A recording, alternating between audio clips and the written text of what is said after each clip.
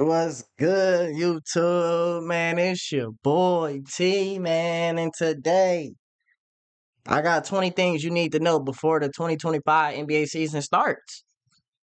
Now, this video long, bro. So we finna get straight into it.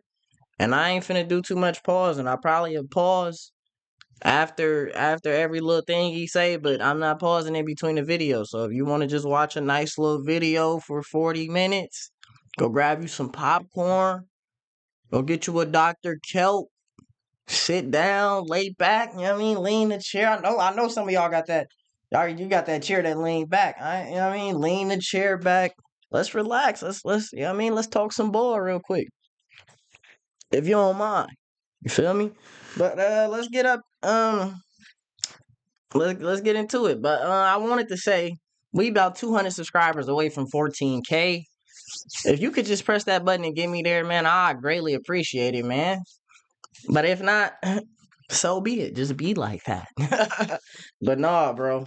Let's get into it. I'm done talking. Let's get it. These are the 20 things that you need to know before the next NBA season. Number 1, a comeback season from Damian Lillard will make the Bucks a top 2 team in the Eastern Conference. Last season, due to injuries, a late trade, and some family matters off the court, Damian Lillard saw a downtick in both scoring production and efficiency. But as the season went on and he played himself into shape, there was a noticeable difference. In the first round series against the Indiana Pacers, Damian Lillard was right back to his 32 points a game when he was available in the series. But because of a tweak in his Achilles and Giannis not suiting up for a single minute, Milwaukee fell in 6 games. Now with a full offseason to come to terms with who he's playing with, where he's playing, and who he's playing for, I would expect Damian Lillard to get right back to his Portland Trail Blazers form. Now I'm not saying he's going to be averaging 32 points a game like he did in 2023, but what I am saying is he's going to get back to that kind of efficiency. And perhaps even better than that now he's alongside Giannis. The pick and roll chemistry between Lillard and Antetokounmpo got better as the season went on. As in a game versus the Clippers, they made history as the pair combined for 69 points and 21 assists. First, you're going to see a 3-man game as Lopez is in a DHO and gives to Giannis, who will then give to Lillard for an open triple for Dame. Now it's Dame who gives to Giannis, creating the one-on-one matchup against Zubac. And because Man doesn't want to double off of Dame, Giannis gets 2. Here, Giannis doesn't even have to commit to setting the screen, as Man moves out of the way, basically handing Dame another open 3. Here in the high screen and roll, both defenders go to Lillard, leaving the most dominant roller the game has ever seen, all by himself for 2. Then in the same action, both defenders are scared of the 3 ball again, leaving Giannis open. And this time, Dame finds him on the alley-oop. This is a play that I really like, as this time it's an inverted pick and roll, and Lillard fakes that he's going to collect the ball, and instead he sets the screen, allowing Giannis to get the open driving lane. Then down the stretch of the game, the Bucks leaned on the Dame Giannis pick and roll. Now with Giannis getting too many looks, the Clippers changed their coverage, as here only one goes to Dame. But Dame is good enough to notice that Amir Coffey is playing him hard right, so Lillard steps back left into space and knocks it down. After seeing this, the Clippers were forced to send an extra defender into the 2-man game, which this time leaves Brook Lopez open on the weak side, and Dame finds him for 3. As soon as you try and send extras to the 2-man game, you're going to leave capable 3-point shooters wide open. Here, Giannis sets a great screen, allowing Dame the space for a 3-ball over Zubac. And then to end the game, it's a dribble handoff from Giannis that gives Dame a sliver of daylight who's able to connect on a tough triple. With Lillard bouncing back to Portland form, along with the chemistry of Giannis improving, this Bucks team is going to be incredibly difficult to beat when healthy. The second thing you need to know before the next NBA season starts is...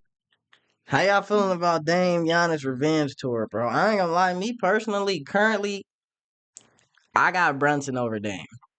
I know some people ain't gonna like that, but like today, 2024, Brunson is better than Dame, bro. We just got, not all time, but this year, today, yes, he's better than him. You feel me? So I would like to see a revenge tour. I would like him to get back in that mode. You feel me? Because I don't want to put Brunson ahead of you, but I got to, because Brunson be getting buckets. You know? Let's see what he say about Ja, though. Hey, y'all let me know which one of these things is your favorite. Which one that he talk about that y'all like the most? You know, what did he bring up your team, your player? You feel me? What you think he should have said? Let me know something in the comments. is the fact that Ja Morant is coming to take his seat back from Anthony Edwards. To start the season, Ja Morant had to serve a 25-game suspension, but once he returned in mid-December, so did the Memphis Grizzlies. As over the 9 games he was available for last season, the Grizzlies had a 6-3 record, with victories coming over the Lakers, Pelicans, and Pacers. These numbers were particularly impressive when you see the Grizzlies' record without Ja, which was 21-52. It's easy to look at these numbers and say this is his impact, but truthfully, there's a lot more that goes into this conversation, as we need to see some game footage. In his first game back after the 25-game suspension, he scored 34 points in only 35 minutes. As to start, he grabs the offensive rebound and then is able to finish around Valanciunas for 2. Then out on the run, he makes a perfectly timed pass to Zaire Williams for the finish. Then with a screen from Jaren Jackson Jr., he makes the cross-court pass to Aldama for a triple. Now he showed us why he's one of a kind, knifing his way through the defense, getting all the way to the basket for 2. Coming off a Bismack Biyombo screen, he hangs in the air to beat Zeller and then simply drops it in. His speed, even in his first game back, was impressive, as here he beats CJ and Jonas, drawing the foul and 1. Then here his speed was too much for Alvarado, gliding to the basket for 2. Then of course, it was the end of this game that we all remember, as first Ja makes a play to the basket, using a spin and a floater to take the lead. Then tied at 111, Ja makes an incredible finish around Zion and Herb to retake the lead again. However, the Pelicans didn't blink, getting baskets after each of these shots. But with time running down and the ball in Morant's hands, he would decide this game. And did he ever, dropping in the game-winning basket in his return. This would then lead to the 9-game span of the Grizzlies' dominance. However, it was short-lived, as a shoulder injury would sideline Ja Morant for the rest of the regular season. Since Ja has been out, all the media attention he was getting went to Anthony Edwards and SGA. But I fully expect to see a healthy, motivated Ja Morant dominate the NBA once again, leading his Grizzlies to the top of the Western Conference once more. The third thing that you need to know before... Speaking of SGA, man.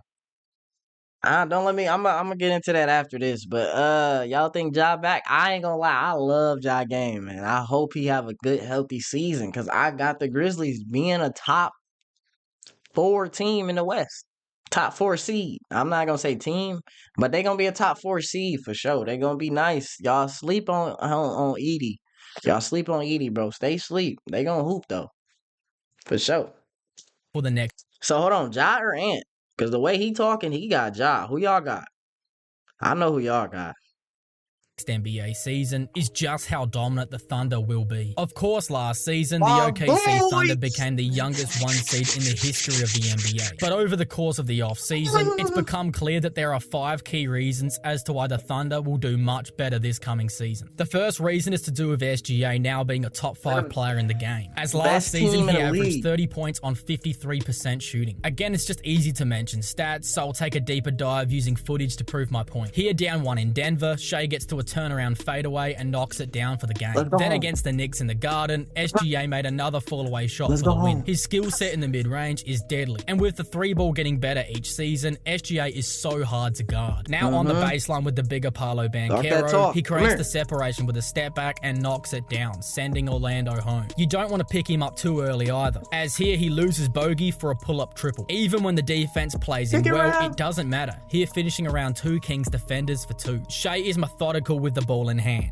keeping in mind his direct matchup, here recognizing the bigger Harrison Barnes, so he gets to a jump shot. But then with a smaller defender on him, he'll usually take them to the paint or just shoot over them. Here blowing by Dennis Schroeder for a throwdown. With more possessions with the ball in his hands without Giddey, look out for SGA next season. The second reason why the Thunder will be much better next season is because of the signing of Alex Caruso. Bringing in AC was a massive move that instantly raised the ceiling for this Thunder team. With Alex Caruso, you're getting one of, if not the best defensive guards in basketball to pair with Lou Dort. The defense from Caruso is a known strength of his, but it's what he did offensively for Chicago last season that was so important. Last season, Caruso was excellent from deep, shooting 40% from downtown, as here he knocks down the corner triple. It's unclear if they'll be starting AC or bringing him off the bench, but either way, what a weapon to have in either role. Here, DeRozan swings the ball to Caruso, and he's good enough to knock it down. But it wasn't just easy shots that he was making, as here to send the game game to overtime against Milwaukee, he curls off a screen and knocks down the long ball. This wasn't a one-off either, as here against the Raptors, he gets the defensive stop on one end and makes the game-winning triple on the other. To get Caruso, the Thunder had to deal Josh Giddey in a straight swap, which was a massive win. Not to say Josh Giddey is a bad player by any stretch, it's just that he needs the ball to be effective within the team's offense. As if you look at the games where SGA was out and Giddey was the starting point guard, he had great games. But with the ball going to SGA more and more, Josh Giddey found himself in a replaceable position, as his three-point shooting numbers are below average, and then when you look at the lack of defense, it wasn't hard to see why the Thunder felt the need to swap him for Alex Caruso. Then the third reason why the Thunder will be much better next season is to do with the experience from J-Dub as he enters year 3. Jalen Williams was the second best player on the OKC Thunder last season. I'm going to tell y'all right now. I'm going to tell y'all now, bro. We can come back to the video later. I'm going to tell y'all right now, though. J-Dub is one of them ones. And he going to show y'all this year, bro. He going to show y'all. He had to play a little bit more defense. He had to get big. You feel me? Play more defense last year. But now we got more defenders.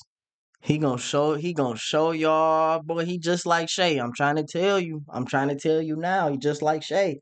Season, and if I had to pick the most improved player coming into this season, I'd pick him. As in his second season as a pro, he was able to put up 19, 4 and 4 on an effective 54% shooting, while also having the tools to one day become an elite defender. On offense, he's basically just good at everything, shooting 42% from deep, connecting on mid-range hits at 46%, while also being comfortable getting to the cup thanks to his handles. Here he does just that, using his ball handle to get deep into the paint for 2. Then out on the break, he's able to use a quick crossover to beat the Kings defense back for 2 more. Now he'll again use his ball handle, this time creating the separation needed to knock down a mid-range jump shot. Here in a tight game against the Pelicans, he's able to bail out SGA with a pull-up 3. But it's not just off the bounce where he can score, as here he knocks down the catch-and-shoot 3 from Giddey. With Jalen Williams being a Swiss Army knife for this OKC Thunder team, he's definitely a reason why the Thunder will be great next season. The fourth reason why the Thunder will be dominant again next season is because of Chet Holmgren's two-way play. On both sides of the ball, Chet had an elite rookie season, putting up 16, 8 and 2 on 53% shooting, while also swatting away 2.3 shots per game. What makes him such a perfect fit on the offensive side of the ball is his three-point shooting, as he's able to knock down deep balls at a 36% clip. Then when we talk about his defense, it kind of went overlooked last season, just because of what his fellow rookie Victor Wembanyama was doing. But the fact of the matter is, this kind of shot blocking as a rookie, along with the efficient scoring, is not normal. Here the Mavericks set up the role for Derek Lively, however Chet is right there to send him back with 2 hands. Then later in the game, Dallas tried to lure him out, and even though it looked like it had worked, he was still able to recover back to Washington to get the block. Then offensively, he can do it all. Here knocking down the long ball from Dort, and then here with Sabonis, he's able to use some tough footwork to get a fadeaway in the mid-range, which he drills. And then like any other big man in this league, Chet can also be an inside presence in the paint. Here finishing on the alley-oop. Then reason number 5 why the Thunder will be so dominant again next season is because of the signing of Isaiah Hartenstein. Hart made a name for himself with the Knicks in last season's playoffs. Hartenstein does everything apart from shooting 3 balls, as he's a great rebounder, shot blocker, playmaker, and an elite screener. The rebounding in particular will be a huge asset for the Thunder next season, because they ranked 29th and 28th in offensive and defensive rebounding last season. In the second round series against Dallas, their lack of size was put on full display, as the Mavericks continued to go to Gafford and Lively in the pick and roll actions, exposing the Thunder's big man depth. But now with the front court of Holmgren and Hartenstein, this Thunder team, similar to the Boston Celtics, really don't have any weaknesses. From 3-point shooting to overall scoring and defense, there's nothing the Thunder will struggle at next season, as they're a complete team from top to bottom and should be the 1 seed again. The fourth thing you need to know before...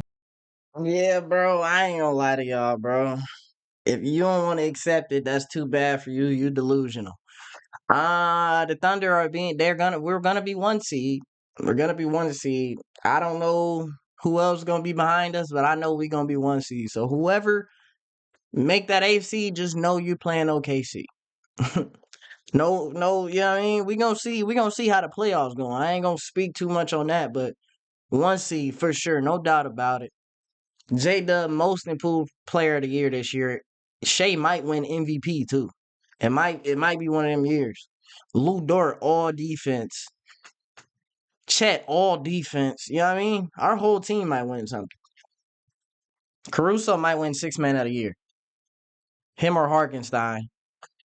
For the next NBA season is how we might just be witnessing the first postseason that doesn't feature LeBron James, Stephen Curry, or Kevin Durant since 2004. Because of other rising teams in the Western Conference, which we'll get into more deeply later in the video, there's a high chance that the Lakers, Warriors, and Suns will all miss out on the postseason. Such a feat would truly mark the end of an era, and more importantly, a beginning of a new chapter. With Golden State failing to sign Paul George, losing Klay Thompson, and not being able to trade for Lauri Markkanen, they were not able to improve upon their roster in the off-season. For the Suns, the addition of Tyus Jones was an important one, but for me, if they bring him off the bench for Bradley Beal, the Suns will have the same issues as they had last season, with three ball-dominant scorers having to share one basketball. Then for the Lakers, they also did not improve upon their roster, deciding to run it back with a team that lost in the first round at full strength and is also getting older. Out of these three teams, I believe that the Suns have the highest chance to still make the playoffs due to Devin Booker and Kevin Durant, but out of the three teams, I'd give the Lakers the highest ceiling. As if JJ Redick can figure out a strong offense for the Lakers, you can never count out LeBron James and Anthony Davis. The fifth thing you need to know before the next NBA season. Bro, the Lakers, y'all gonna have to show me, bro. JJ Redick gonna have to show me for it, but y'all ass, in my opinion. The Warriors are not making the playoffs. The Suns might make it. The Suns might be a top 5 seed. I don't know yet. They might hit that. If they not top 5 seed, they're gonna be in the play-in for sure. Suns gonna be in a mix. The Lakers, I don't know. The Warriors, y'all niggas are finished. Is how the Philadelphia 76ers are highly overrated. I know a lot of people will not agree with this take, but hear me out. I believe that this Sixers squad will only go as far as Joel Embiid takes them, which so far in his career is only as far as the second round. The addition of Paul George is an impactful one, but for me it doesn't really move the needle. As if Embiid gets hurt or just isn't playing well, Paul George and Tyrese Maxey alone won't be good enough to beat the Bucks, Celtics, or Knicks. For this reason, I'd put the Sixers as the 4th best team in the Eastern Conference next season, even if they end up having a higher seed than that. Another factor that would, in my opinion, derail the 76ers' chance at a championship is if they elect Paul George to be the second option over Maxey. What this would do is stunt the growth that Tyrese made last year without James Harden, as instead of his 26 points a game that he averaged last season, those numbers would dwindle down to somewhere around 15 points a game. I know it makes more sense for the point guard to take the step back, but in this case, I just don't see this working out for the Sixers long term. As if you keep denying Tyrese Maxey, I don't know what the fuck you talking about, bro. You're not going from 26 points to 15 a game, bro. Even if he was the second option, his points would go down to like 22, 23, realistically. But he most likely still going to be second option. I got him averaging 25. The opportunity to become a real focal point within the team's offense, he's going to get sick of it at some point. Paul George has also not proven anything over Tyrese Maxey so far throughout his career, as for years now, he's either underperformed or not been healthy for the postseason. And as each season passes, the chances of him being able to put together a title-worthy playoff run become lower and lower, and that's why I think the Sixers are overrated. The 6th thing you need to know before the next NBA season is how Zion Williamson is about to have a top 15 worthy season. Last season, we witnessed something extraordinary in the career of Zion Williamson. After the in-season tournament game against the Lakers, where they were ran off the top 15 season floor, he was called out by the media regarding his weight. In the past, we've seen this story before, and what ends up happening is Zion just ignoring the media and nothing happening. But this time, he took it in his stride, as by the time the play-in tournament rolled around, he was playing at an elite level on both sides of the floor. However, an injured hamstring right at the end of the game saw him miss out on the postseason, as the Pelicans were handled in 4 straight games by the OKC Thunder. The reports are that Zion has dropped so much weight in the off-season that he actually weighs around the same as he did in his college days. With a lighter frame, Zion will be quicker and, in theory, much more durable. Also, the trade for DeJounte Murray has already yielded positive effects, as Zion has clearly been more motivated than ever to keep up with his fitness. If Zion comes into the season fit and healthy, alongside the addition of Murray, I could definitely see the Pelicans being a top 5 team in the West next season if they also make a trade for a quality big man. The 8th thing that you need to know before the next NBA. Bro, I really don't got no comment on Zion because he always he gets hurt. I mean, if he doesn't get hurt, yeah, it'll be great to see. But I ain't gonna lie, I done lost faith, bro. He get hurt every year, bro. I just count a bit. The best ability is availability. You feel me? I don't really count Zion, Paul George, and shit. Them niggas are irrelevant, bro. If you're not gonna stay healthy, bro, I'm not even gonna consider you in like no type of ranks. Season is just how good the CP3 Wemby pairing will really be. Even last season, Victor Wembanyama was a top 20 player in the league, posting impressive rookie averages of 21.4 points, 10.6 rebounds, and a league-leading 3.6 blocks per game. His points per game could have been even higher too if he had a real point guard next to him, as there were times where his teammates either couldn't get him the ball or didn't notice he was open. But now with arguably the greatest passer in the history of basketball with the point guard, I don't see this happening very much next season. Of course, when you're 7'5", finishing is going to be a strength of yours. But it's not just right at the cup where Wemby's able to finish plays. As here with Aaron Gordon, he uses a quick in and out dribble and a bump to create the separation needed to bank it off the glass for two. Here Jamal Murray tries to make the outlet pass, but Wemby's right there to pick it off, as he then goes coast to coast for a nasty slam. Victor is so good around the basket, as all you've got to do is throw it up in the general area, and chances are he's going to throw it down. As now it's Vassell who knives his way through the defense to draw the contest over Rudy Gobert, which frees up Wembanyama for the alley-oop slam. Also, the addition of Harrison Barnes is an important one, as it not only adds another vet to the locker room, but it also gives them more defense, as the Spurs defense last season was terrible. For me, I'm high on the San Antonio Spurs coming into next season, as if Chris Paul can still pass the basketball and Wemby takes a leap in his game, the Spurs have a real chance to make the playoffs over teams like Golden State, the Lakers, and Suns. The ninth thing you need to know. The Spurs is just like what he said with Philly, to be honest. They only going as far as Wemby take them. So, like, and I don't think Wemby taking them nowhere year two for real. But we'll see. Wemby gonna have a crazy season though, but we'll see. Before the next NBA season is that even though Denver lost KCP, they're still the team to beat out west. Even after losing Bruce Brown and KCP over the last two off seasons, this Nuggets team is still good enough to go all the way, and I'll show you why. First, Nikola Jokic is still the best player in the world, as he won his third MVP with averages of 26, 12, and 9 on 58% shooting. Then when you pair that playmaking ability with the athleticism of Aaron Gordon and the shooting of MPJ, Jokic still has his go-to guys to get the ball to when he's double-teamed. And perhaps his best passing option is Jamal Murray, who's a bona fide scorer in his own right. As in the series against the Lakers, he was unstoppable, averaging 24 points, 7 assists, and a block, helping the Nuggets to a gentleman's sweep of the Lakers. However, Jamal Murray was again dealing with injuries last season, as a lower leg issue saw a downtick in his efficiency, as he only shot 40% from the floor in the playoffs, down from his 47% in the championship year. The addition of Russell Westbrook will help them get out and run with the second unit, but what it won't do is fill the hole of KCP, as that duty will likely go to the third-year player Christian Brown. If Brown can shoot a better percentage from three to at least become a threat from deep, Denver will be in good shape, as he virtually does everything else. For the Nuggets to win another title, a lot more is going to have to swing their way than before. But that doesn't mean it's over, as with Jokic playing MVP level ball, a healthy Jamal Murray, and Aaron Gordon locking up on defense and finishing at the rim, Denver will remain a force in the Western Conference. Then the 10th thing you need to know before the They'll be all right. They still gonna be like a top five type team. But they gonna have to figure something out with Braun though, because all teams is gonna do that help side for Jokic. They helping off Braun every single time, and he's gonna have to make the shot, or y'all gonna lose. That's what it's gonna come down to. Start of the next NBA season is how the Celtics are still the best team in the league. Even though I think the Celtics will get off to a rocky start without KP. Because of the injury Porzingis suffered in the playoffs last season, the Celtics have already announced that KP won't be seeing the court until the new year. With little bench depth at the big man position, the Celtics could start slow next season, as Boston would be relying on a near 40-year-old Al Horford to start games, along with Luke Cornett or Xavier Tillman coming off the bench, which won't bode well against other dominant front courts in the East, such as the Bucks and the Sixers. But as long as the Celtics are around the 3 seed once he returns, they will be fine come playoff time, if healthy of course. As last season the starting lineup of Drew, D. White, Brown, Tatum and KP was the best in the league, outscoring opponents by 11 points per game. As with this starting lineup, they have every asset covered, being able to play elite defense and offense. The 11th thing that you need to know before the next season starts is how Klay Thompson will have a resurgence in Dallas. People are forgetting who Klay Thompson really is, as now that he's back to being a third option on an offense like he was with Curry and Durant,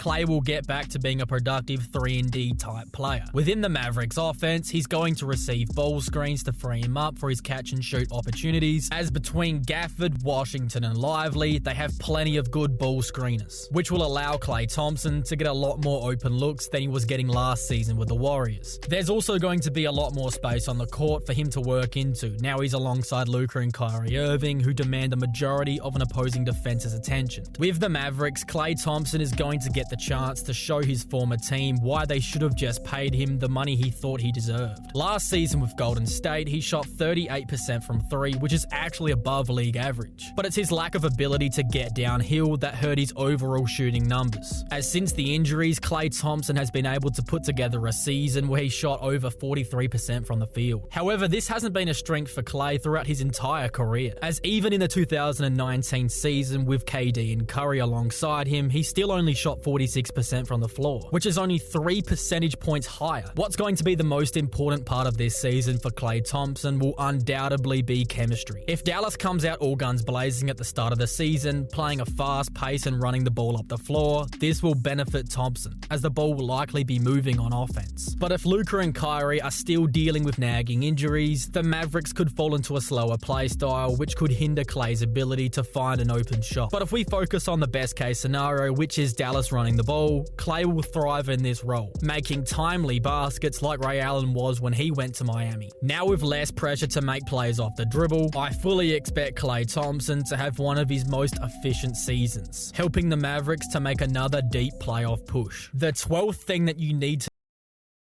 Bro, the Mavericks not going to the finals ever again, bro. So I don't hope y'all think I hope y'all don't think that they just like a force.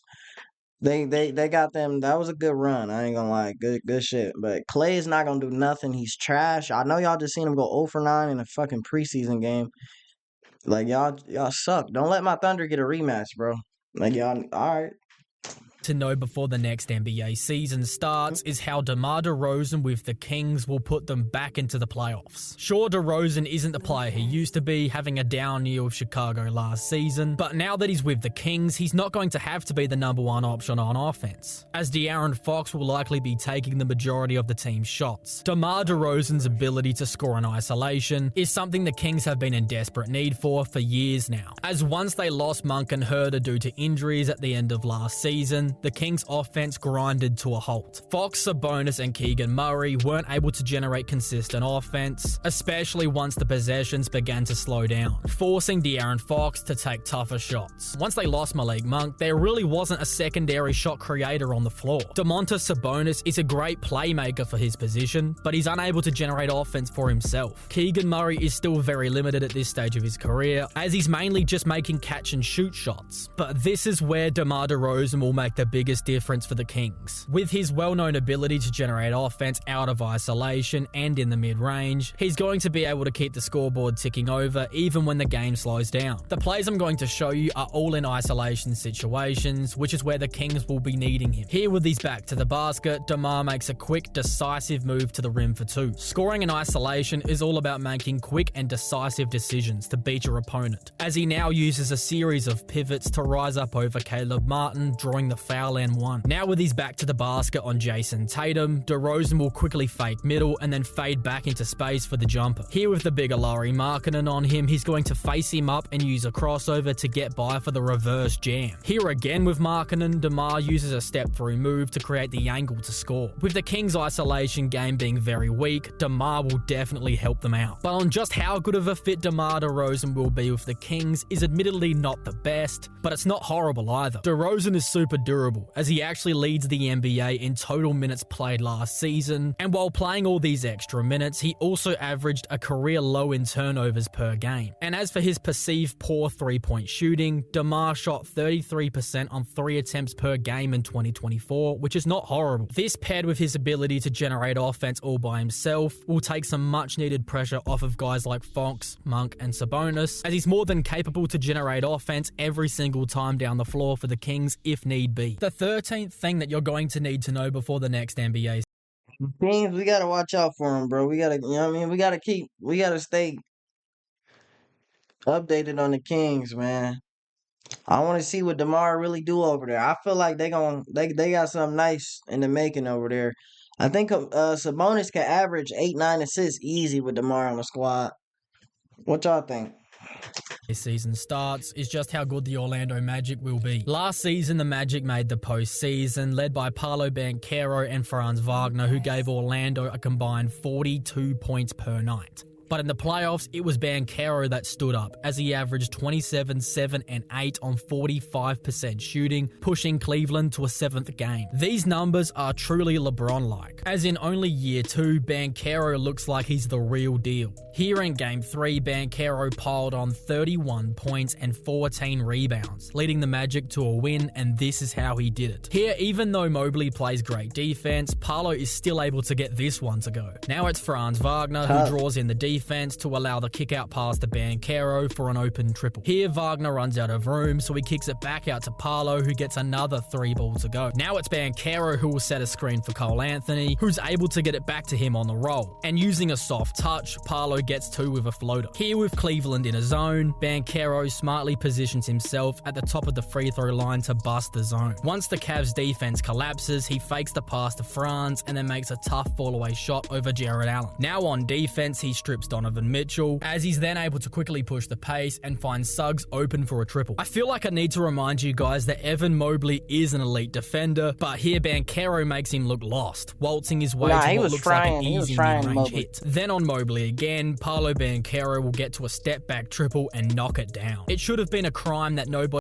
Like, I would never lie. I watched this whole series and he fried Mobley every game. I'm not gonna cap. Well, not every game, most of them though. He fried him.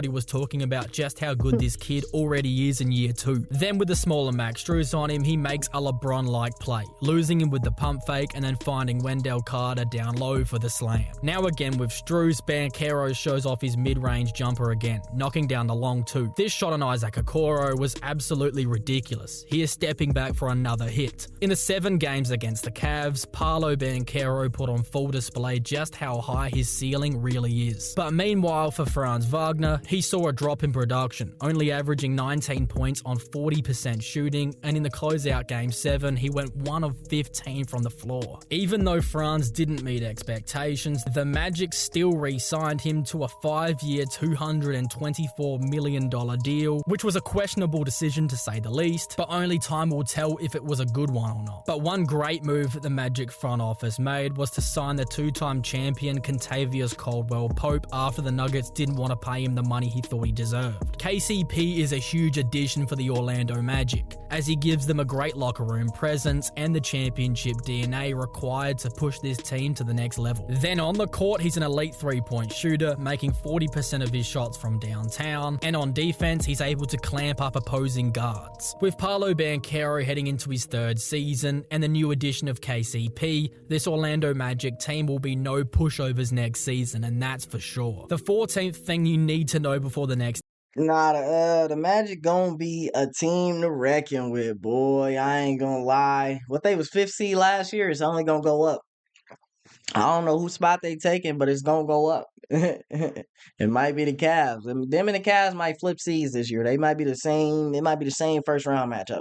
NBA season is how we're about to witness the rise of Jonathan Kuminga. When the Warriors were in trade discussions surrounding Paul George, it was first thought that the Clippers were just being petty, not wanting to make Golden State better, as instead the Clippers elected to give up their superstar for nothing, instead of maybe getting something back from Golden State. However, this actually wasn't the case, as reports came out that shined light onto the real reason the deal wasn't made, and those reasons were due to the Warriors not wanting to trade Jonathan Kuminga. In the coming years, this decision will either be looked upon as a horrible mistake or a masterstroke. Now, personally, I don't think it was a horrible decision. I mean, Paul George hasn't exactly delivered in the playoffs for the Clippers recently, either being injured or just underperforming, and Kuminga has quietly had a great start.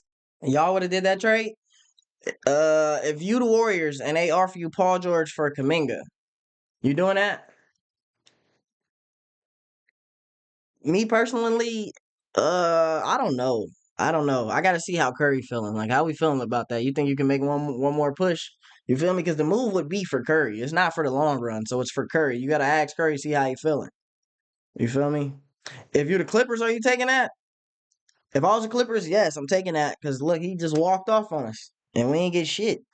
To his career. For example, if we take the first 3 seasons of his career and put them side by side with the first 3 seasons of the career of Giannis Antetokounmpo, they look very similar. Now, I'm not saying that Jonathan Kuminga is the next coming of Giannis, but when Giannis was drafted into the NBA, he was a very raw talent, only averaging 6.8 points in year 1. But then in year 2, he upped those numbers to 12.7, and by year 3, he was averaging 17 points per game. This is important because over the next 3 seasons, Giannis would average over 20 points per game, becoming a rising star in the league, which then led him to win multiple MVPs, a Defensive Player of the Year, and a championship. With the current timeline of Jonathan Kuminga heading into his 4th season, this is where Giannis began to assert himself as a rising star. If Jonathan Kuminga can even accomplish half of what Giannis did, the Golden State Warriors would have made the right decision. With the Warriors not trading Kuminga, they clearly still believe that he could develop into a superstar, and personally, I don't think it's crazy to suggest that. If JK can give the Dubs 22, 8, and 5 like Giannis did in year 4, this will go a long way to Golden State playing into late May. The 15th thing you need to know.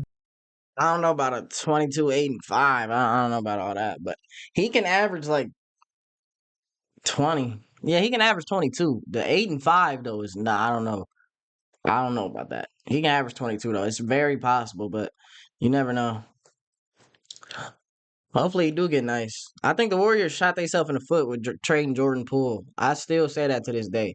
Because imagine you got Jordan Poole and Kuminga coming up together. Now y'all built for the future with 2 nice players. Jordan Poole is not a bad player. He's just on the Wizards. Before the next NBA season is about the situation in Charlotte. If you didn't already know, LaMelo Ball is an incredibly talented player. From his offensive package to his unreal playmaking, LaMelo should be a top point guard in the league. However, because of injuries and off-court shenanigans, LaMelo hasn't played enough games to cement himself as a rising star. Taken in the same draft as Anthony Edwards, his career has had a very different path, with LaMelo still trying to put together a fully healthy season, while Anthony Edwards just led his Timberwolves to the conference finals. With Michael Jordan out of the door, Charlotte have made some big changes, bringing in new management and a new coach. This new management group will have a fresh pair of eyes on the situation at hand, and now that the Hornets struck gold with Brandon Miller, Charlotte might look to lean more toward him, which would either see LaMelo become the second option, or they would look to trade him. In only his rookie season, Brandon Miller averaged 17, 4, and 2 on 44% shooting, as he's looking like the next coming of Paul George. So with elite company, LaMelo needs to have a comeback season with not only just his availability, but his play on the court. I'd personally like to see LaMelo adjust his shots. What is bro talking about? Brandon Miller being good, that's good for the team. What do you mean? That LaMelo being on the team makes him better. What? Are we serious right now? LaMelo makes the whole team better. He's a real point. He's a 6'8" point guard. LaMelo is nasty, bro. Do not get that shit twisted, bro. He is nasty. He's nasty, bro. He's just on. If the Hornets can figure something out and get them a squad, LaMelo gonna show the whole world how he get. I'm trying to tell y'all, he's 6'8", point guard, see everything, can make any pass on the court, and he can shoot from the logo. I'm trying to, all right. Selection, as he often finds himself taking really tough off-the-bounce triples that hurt his numbers and, most importantly, the offensive flow of his team. Despite the sometimes I wonder what his numbers was last year. He could low-key be a candidate for most improved. He get a healthy season in, most improved candidate for sure.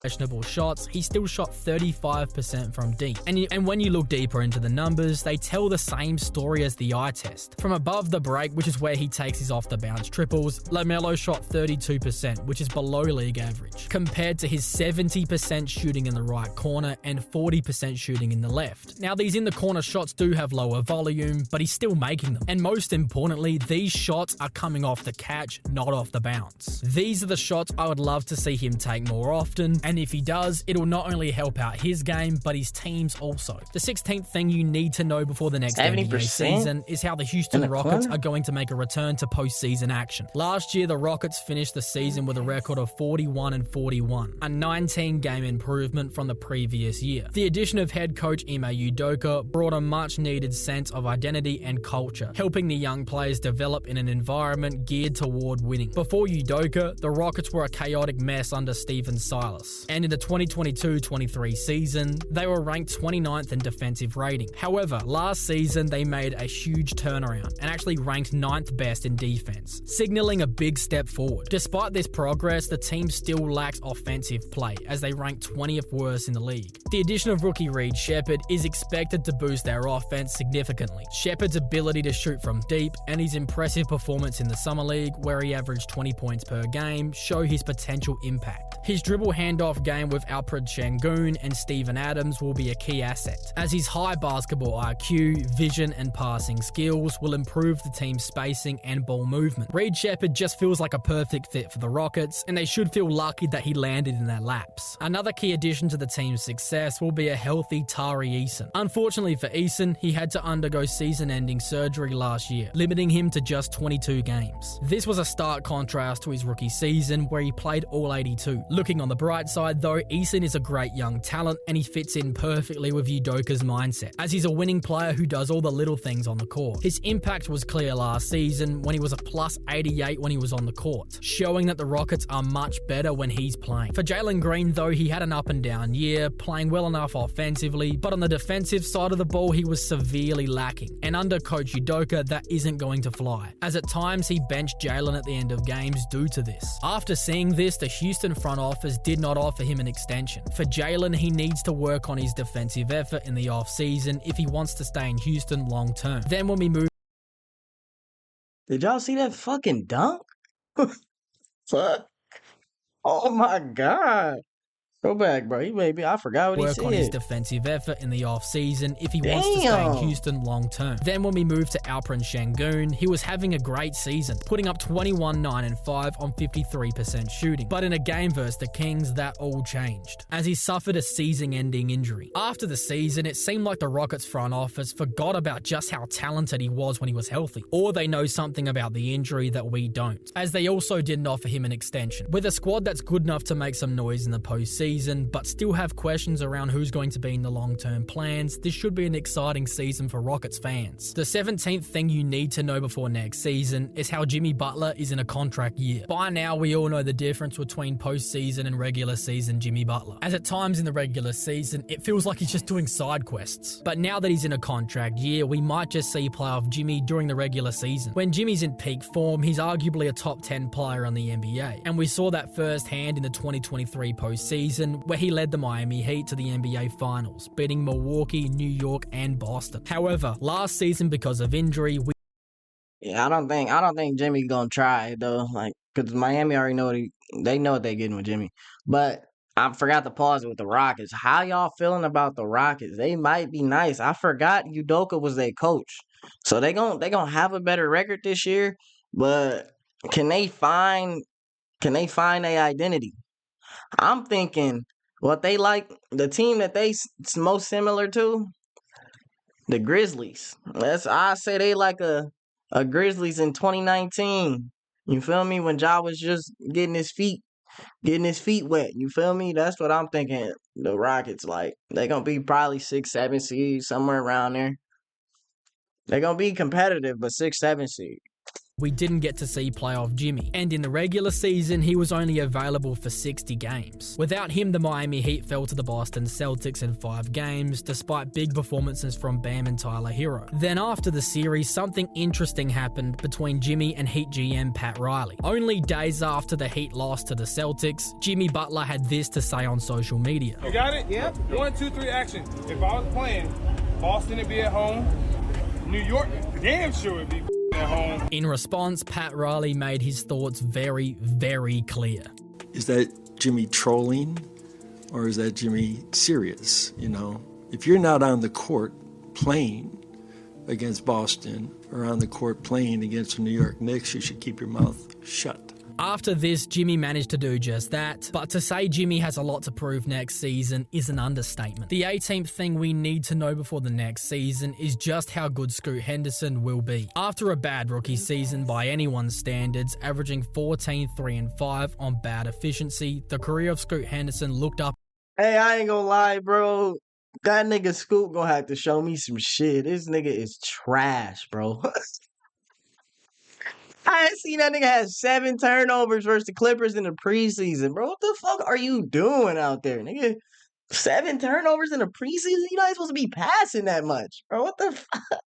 Up in the air. But after the injury later in the season, he Let me appeared find to out find niggas his ripping footing. you, As bro. over the final 19 games of the season, This he was putting up weak-ass 16, dude. 3 and 7 on much better shooting numbers, making 35% from downtown compared to his 18% to start the season. The eye test was backing these numbers up also, here making the dime to Ayton down low for the Yeezy finish. Now DeAndre Ayton sets the screen, and the Pelicans were so worried about the pass down low to him that they leave Scoot open, and he makes them pay. Coming into the league, we were told that his ceiling would be like a Russell Westbrook with a better jump shot. And later in the season, we definitely saw flashes of No, who that. the Now fuck again in said a that? two-man game with DeAndre Ayton, Podziemski defends the pass. So again, Henderson just takes the three-pointer and knocks it down. This two-man game with Ayton was effective down the stretch of the season, as now he uses it to get space to knock down a floater. But even without DeAndre Ayton, he could still get to the basket, here using his speed to blow by Kuminga, and then his strength to finish over Moody. Here off a bad pass from Jeff Green, Scoot Henderson comes up with the deflection and yams it on his head. These are the flashes of Russell Westbrook I was referring to earlier, as the career of Scoot Henderson is far from over just yet, and when you consider the work he was putting in with Stephen Curry to help his jump shot, year 2 for Scoot Henderson could be a big one. The 19th thing you need to know Fuck before the outta next here. season starts is how Nikola Jokic is still the best player. The Joker, even after being eliminated in the second round, still has the claim to be the best player in basketball. His level of passing and scoring is otherworldly, as Jokic is an effective 3-level scorer, and because of his height, he can make passes out of any situation, whether that be out on the break, in the post, or even in the mid-range. Here, instead of catching the ball, Jokic saves time by tipping it to Watson, and he gets an open 3. Now in the backcourt, Nikola makes the quarterback pass to AG for the finish. He makes plays like this look far too easy, now bouncing the ball through Kuminga's legs to find Gordon. And now in the Garden, he hits AG with a no-look over-the-head pass for the easy 2. Then when you combine this level of playmaking with his ability to score the basketball himself, Nikola Jokic is absolutely impossible to stop. And especially now that he's a champion, there's no way he still isn't the league's best player. The 20th thing you need to know about the next NBA season is how there's a decision to be made in Cleveland. Last season, the Cavs made another step in the right direction for the most part, but somehow it still almost felt like a wasted season. Even though they were able to make it out of the first round, it was still the same story in Cleveland. Donovan Mitchell and Darius Garland are still struggling to coexist. In the games without Garland and with Donovan Mitchell, Cleveland went 14 and 5, with Donovan Mitchell putting up 29, 5 and 7 on 48% shooting. Then when Darius Garland returned, the Cavs dropped to 31 and 26, barely being a 500 team, with Donovan Mitchell now averaging 25, 5 and 5 on only 44% shooting. It's clear that a change needs to be made, as this Cavaliers team without Darius Garland instantly become a top team in the East overnight, and with him, they plummet to being a middling team. If I'm the Cavaliers GM, I play Darius Garland to start next season, hoping he increases his trade value, and then if things are looking very similar, I'll flip him at the deadline for a better wing. But if Garland and Mitchell can figure it out and have a great record with each other on the floor, that would be great, but I'm still not sold on a backcourt that features 2 6'1" guys who can't play defense. In professional sports, That's the end. The Hey, man, that's the end of the video, man. Y'all give me your thoughts and concerns on this video. If you like this video, drop a like. If you rock with me, drop a subscribe. If you rock with me heavy, turn on the post notice while you at that. You feel me? But if you made it all the way to the end of this video, man, you a real one, man. And the keyword, the code word today, so I know you made it to the end of the video, it's gonna be 20. The number 20. 20. You feel me? Just comment 20. I'm gonna get up out of here, man. Don't forget to like, subscribe. I'm gone, my guys. Peace.